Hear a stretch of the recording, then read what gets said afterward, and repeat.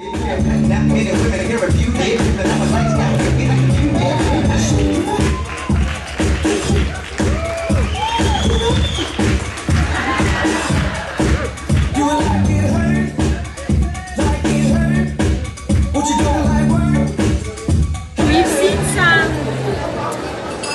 conversions from what we're doing on Facebook etc.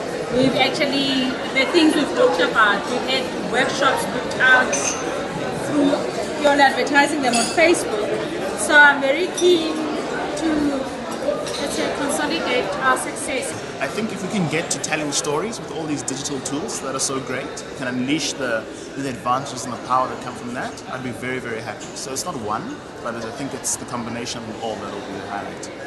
So this year there's lots of visual communication sessions. We've got apps that are specific to photo sharing, a session on Instagram, a new technology called Tourist that enables people to create 360 panoramic images with a mobile, with a smartphone and publish those and put them on their web pages and Facebook profiles.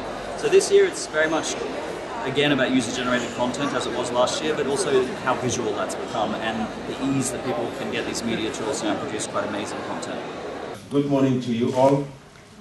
As we all understand that the digital environment and anything online has become an integral part of our lives.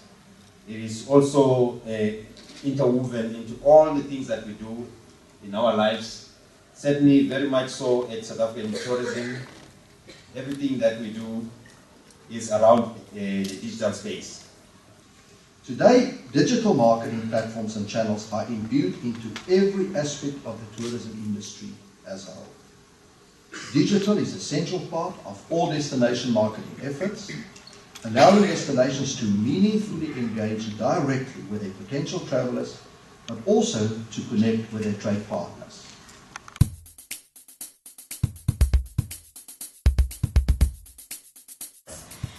Emerging markets featuring strongly on the top 3 spenders list. So if you have a look at the table down below on the right hand side, you'll see Saudi Arabia, China, Brazil, South Africa featuring strongly there as top spenders. Ego is by far the biggest psychological drive in any community. I'm sure you know that on Facebook is how many friends you have, LinkedIn, how many business connections you have. A community like Brain is how many faces you've hit. The twerking incident at the VMAs generated 308,000 tweets a minute. Because so many people are connected to social media as they consume other media and responding to that. Admittedly, most of them were just saying, what the is going on? But 308,000 tweets a minute, and a new dictionary definition added that week to the Oxford Dictionary of the word twerking, which probably most of us in the room still don't know quite what it means. Itinerary customized to you and show you your full itinerary, and you can experience it firsthand through video before you even book your flight. Arrivals is what we live, breathe, think, dream about all the time. If we're not doing anything in our job to stimulate arrivals on a day-to-day basis, we're failing. What if we can use the power of the internet to make those sort of serendipitous occasions actually become much more planned? So here's Zap Travel.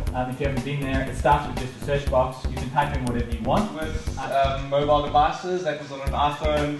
A guy by the name of Offensive Mwazi, his username is Uncle Scrooge. Took the photo of me, and that is taken with the Samsung Galaxy Zoo. That really allows you to take notice, but it doesn't cost a penny. In the last one, 27% were reviewed, and nearly a quarter got really great praise, so 3.5 or more. But while they do it, they check the prices online to see if they are actually at a good deal. And this becomes even worse for big ticket items where almost everybody just checks what Amazon would charge for the same washing machine. Word of mouth never changed. It never died. It just became digital.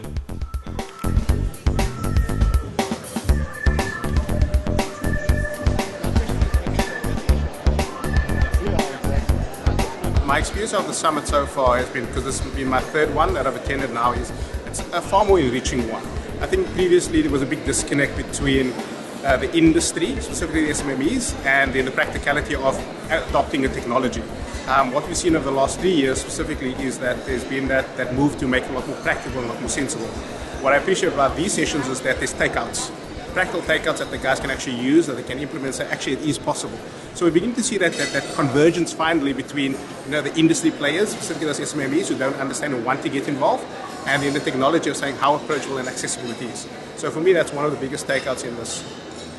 I'm quite surprised by the level of sophistication that is here in South Africa, and the willingness to learn about all the stuff that people are sharing and the content that's being shared. Like, for example, the last presentation about the Instagram community here and the enthusiasm and the passion that people have around it really demonstrates the opportunities that lie here. And it's going to be great for tourism. You've got a great product, you've got great people, they're learning a lot and they're passionate, so I think things will work out well here. This conference has opened up my eyes, going from Twitter to Instagram. Just an example as Wayne.com, I never thought nothing of Wayne.com until I actually listened to the CEO today and realized, what benefit it can be and what the pros and cons are about it. So I think it's really, opened up the world in terms of the social media side of things that I've learned at this conference today. I've loved it. I thought it was brilliant. There's just the variety of stuff on offer, from kind of e-commerce payment models targeted really specifically at trade, to far broader things like talks from Facebook and Google that are perfect for someone like me from an agency. So I've had a brilliant time, and I'll definitely be back next year.